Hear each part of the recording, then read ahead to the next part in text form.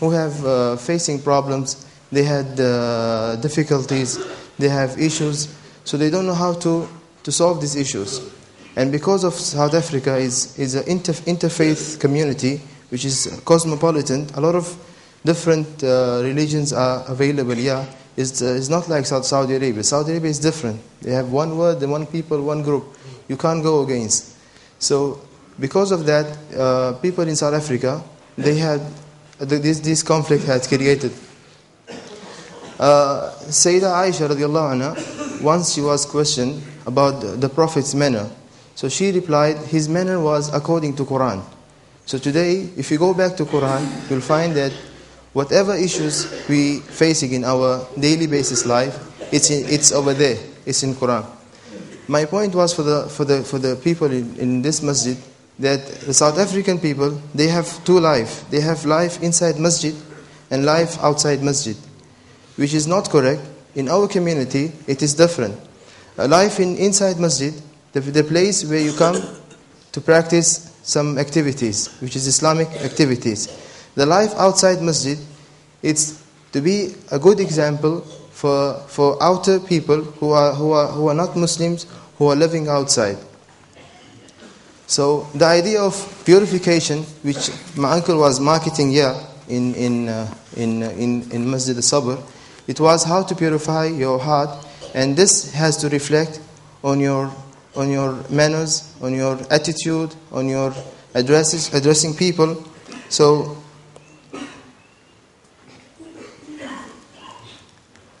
after you purify your heart, this will reflect on your manners, on your attitude, whatever, and this will be taken outside. Somebody was talking with me, he questioned me, how you people, I asked him, he went to his work and he came back and asked him how your work was today. So he said, Alhamdulillah, was nice, but I prefer to sit at mosque because I can make ibadah in mosque. Then I explained to him, ibadah is not in mosque, ibadah is 24/7. When you wake up morning, you wake up 7 o'clock, you put intention that you want to go for work, you want to earn money, and this money will be expended into your family, to your kids, to your expenses, to overcome the poverty, to solve your issues. So then you go to your work, you pray 2 rakats that Allah will open the roads for you, enlighten you. Then when you go to your work, you have to be good example over there, punctuality, dignity, straightness. All these things are manners of Islam, is required from people. And after that, salahs on time.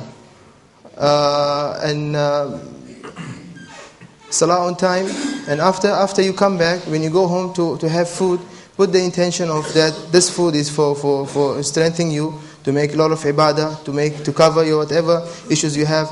After that you come home, you deal with the wife, you deal with the kids. This communication, this happiness, talking with them, get some reliefs for them. So these are all ibadahs. Ibadahs doesn't mean that when you enter the mosque, you wear the overcoat, and you come here, you wear the topi, and you pray 2 rakats, 4 rakats, whatever it is, and you leave the mosque, you leave the overcoat inside, you leave the topi inside, you go out, you become normal. So the idea is that it's a materialism of purification, that whatever it is, it has to show in your body. So the difference is our community and this community. These things, what I'm trying to explain, it's over there, automatically it comes. Why? Because that community helps. But here, if you leave the mosque, the outer world, it doesn't help you to keep whatever concept you have. But if you try with intention, if you keep your intention in your heart, you can do more and more. Why? Because when you have such a manner, it will attract the other people to think about Islam. So you'll be doing dawah, you'll be doing your job, you'll be doing your transporting, you'll be doing everything within one working day, 24/7 day. You can do all these issues. So you can keep ibadah the whole day up to 7 morning to the next morning 7.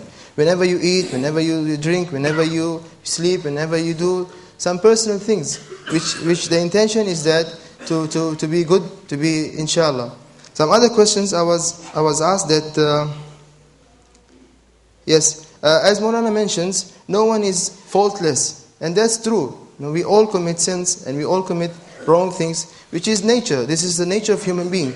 But the issue is that, as Prophet mentioned in his hadith, whenever you do false things or whenever you do sin, you have to repent straight. Straight after that, you have to repent. We don't have any problems with that. It is nature. It comes automatically. But what is required that you go repent. You have to be quick in repent. Plus, after you understand these ideas, the addressing, the way you address, you have to keep the Islamic, the Sharia ways, the Sharia typical Sharia attitude, typical Sharia Islamic way. Then after you try this, still you have some bad habits, which is you can use the tariqah of our Maulana, which is of La ilaha illallah, to take out all the bad habits and replace it with good deeds, replace it with nur in your heart, replace it with better, good things, good deeds, whatever it is, replace it in your heart. Once your heart become purified, this question somebody asked me, once your heart get purified, it becomes like the example I gave him. It's sorry to give this example, it's like stool and urine. None of us, no matter he's Muslim, non-Muslims, Arab, non-Arab, nobody can have that things and touch it. And it's why? Because it's a nature. We hate these things. When your heart is purified, you reach to that level, you will hate this stuff. Haram outside is laying on shelves, but when you have the hate of haram, that means you will prevent yourself from all these issues. You can't go. Why? Because you already purified. This is the point. Another thing was asked that after you get purified, after you become like typical Muslim, as we know typical Muslims, okay, there's some other issues people are asking about kids, having kids, the limitation of that, and Arabs in our community, they don't have the restriction of kids. We have 2 or 3. They ask from Allah whatever is good, He will give us. And Allah did promise in Quran that if He give you kids, if He give you money, if He give you wealth, if He give you welfare, everything, He took the responsibility of everything. No need to worry about these such issues. Plus, we have to be good example. Now, when you go outside, when you go outside of you leave the mosque, you'll deal with non-Muslims, you deal with your colleagues in work, you deal with colleagues, your neighborhood. Everybody will see you as a good example. Then they will try to imitate you, to be like you. So all these issues when somebody be good example and he try to be Islamic, typical Islamic, the reward from Allah that He promised that He will take away the poverty from him and from his kids for generation. For generation, Allah will help him to overcome the poverty issue, which is the major problem of South Africa recently. A lot of people having this problem. And because of poverty, we have crime, we have other things which is, I have no time to mention. And what is required after you become pure, after you become like typical Muslims, you will automatically have the sympathy for the rest of the Muslims, the rest of the family members, the rest of the whatever. Then you think about unity, which is missing around Muslim communities in this country especially. There's no unity amongst them.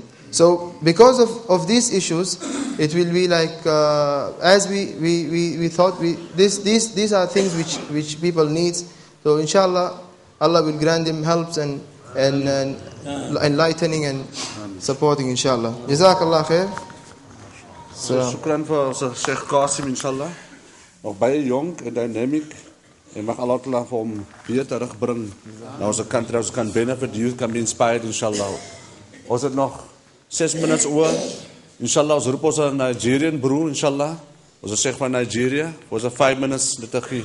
'n paar woordjies. Hy study in the University van Stellenbosch. Hy het net gesien daar 'n plakkaat in een van die masjids dat hier is 'n intensive itikaaf. Hy ken nie van Pakuti, hy ken nie die Sheikh nie. Maar hy is een van die wat sy tyd die beste deurgebring het hierso, mashallah.